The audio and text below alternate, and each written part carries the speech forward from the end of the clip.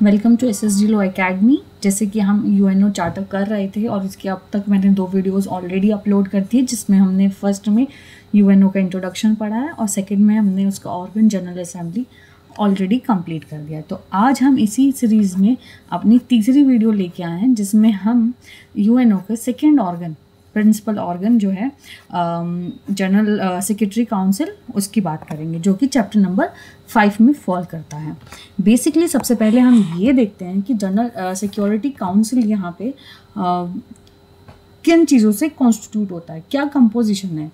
पर उसे शुरू करने से पहले मैं ये बता दूँ, सिक्योरिटी काउंसिल यहाँ पे कैबिनेट का काम करता है। कैबिनेट मतलब जो एग्जीक्यूटिव पावर कैरी करते हैं और जो एग्जीक्यूटिव ब्रांच होता है किसी भी चीज़ को वर्क करने के लिए, वही रोल यहाँ पे सिक्योरिटी काउंसिल का है। और ये चैप्टर नंबर 5 में है फ्रॉम आर्टिकल 23। तो हमेशा ये मोस्टली टाइम ये क्वेश्चन आ जाता है कि कौन सा आर्टिकल जो है वो सिक्योरिटी काउंसिल की बात करता है, तो वो है आर्टिकल नंबर 23 और यहीं से ये शुरू होता है। सिक्योरिटी काउंसिल कंसिस्ट ऑफ करता है 15 मेंबर्स का, जिनमें से China, France, Russia, UK that means Britain and America. ये ऐसे 5 मेंबर्स हैं जो कि परमानेंट हैं। और इसको आसानी से याद करने के लिए UK, USSR, USA, China and France, आप इस तरीके से भी इसे याद कर सकते हैं। ठीक है, तो यूके, यूएसएसआर, यूएसए, चाइना और फ्रांस, ये 5 ऐसे परमानेंट मेंबर्स हैं। और बाकी 10 जो मेंबर्स होते हैं वो नॉन परमानेंट मेंबर्स कहलाते हैं, जो कि 2 ईयर्स के लिए टाइम टू टाइम इलेक्ट होते रहते हैं। और इस तरीके से एक रोटेशन से चलता रहता है। रिमेनिंग मेंबर्स से जो नॉन परमानेंट मेंबर्स हुए रिमेनिंग, उनमें एक रोटेशन से चलता रहता है। 10 मेंबर अगर इस बार इस कंट्री के बन चुके हैं, मतलब ये फॉलोइंग 10 कंट्रीज़ के मेंबर्स इस बार नॉन परमानेंट मेंबर थे, तो अगली बार रिमेनिंग जो रेस्ट ऑफ द मेंबर्स हैं उनमें से बनेंगे।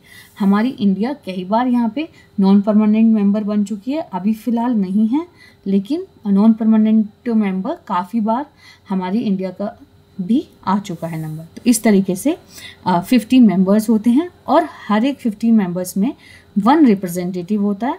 तो इस तरीके से कंपोजिशन जो सिक्योरिटी काउंसिल का हुआ वो 15 मेंबर्स का हुआ, जिनमें कि 5 carries permanent member status and remaining 10 carry non permanent members. अब फंक्शंस एंड पावर्स जो हैं वो आर्टिकल 24 में दिए हुए हैं। आर्टिकल 24 क्या कहता है? In order to ensure prompt and effective action of UNO, the member confirm on the security council primarily responsible for maintaining international security and agree that in carrying out its duty under this responsibility security council acts on this behalf। तो ये responsibility, primary responsibility किसकी हुई कि international piece और security maintain करे? तो इसका answer है सिक्योरिटी काउंसिल का। ये सबसे इंपॉर्टेंट चीज़ यहाँ पे है और ये पूछा जाता है। Purposes and principles of UNO जो हैं उनको डिस्चार्ज करेगी सिक्योरिटी काउंसिल की ड्यूटी है ये करने के लिए। और यहाँ पे सिक्योरिटी काउंसिल की चैप्टर नंबर 6, 7, 8 और 12 में जो है वो स्पेसिफिक ड्यूटीज़ दी गई हैं जो सिक्योरिटी काउंसिल कंडक्ट करेगी। सिक्योरिटी काउंसिल सबमिट करेगी एनुअल रिपोर्ट और special report to security council. तो जैसे सेम वेज जैसे हमारे यहाँ पे कैबिनेट और काउंसिल ऑफ मिनिस्टर्स जो होते हैं वो कलेक्टिवली रिस्पॉन्सिबल होते हैं पार्लियामेंट के लिए, सेम वे सिक्योरिटी काउंसिल एक स्पेशल रिपोर्ट हमेशा सबमिट करेगी annually, that means per annum. तो और किसको? सिक्योरिटी जनरल असेंबली को, क्योंकि जनरल असेंबली इंटरनेशनल पार्लियामेंट के रूप में जानी जाती है। Members of UNO agree and accept and carry out the decision of security council in accordance with the present charter. जो मेंबर बनेंगे जो भी सिक्योरिटी यूएनओ के, वो ऑटोमेटिकली मेंबर बन जाएंगे सिक्योरिटी काउंसिल के, और वो मेंबर्स जो होंगे वो डिसीजंस को कैरी करेंगे और एक्सेप्ट करेंगे सिक्योरिटी काउंसिल के लिए।